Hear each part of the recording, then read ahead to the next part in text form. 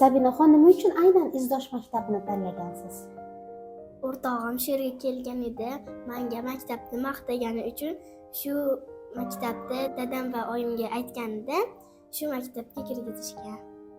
Keyin kelgansiz. Maktab yoqdimi sizga? Ha, yoqdi.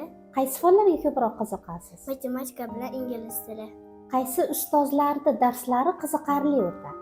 Hamma ustoz. Kelajakda kim bo'lmoqchisiz? Shifokor bo'lmoqchi. Shifokor bo'lish uchun qaysi fanni chuqur o'zlashtirish kerak? Kimyo, biologiya.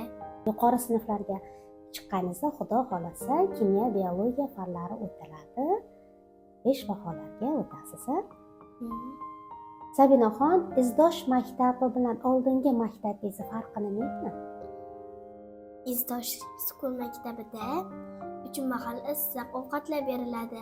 Avtobus xizmati ham bor. Matematika, ingliz tili chuqur o'rgatilarkan. Vazifalarimizni biz shu yerda qilamiz.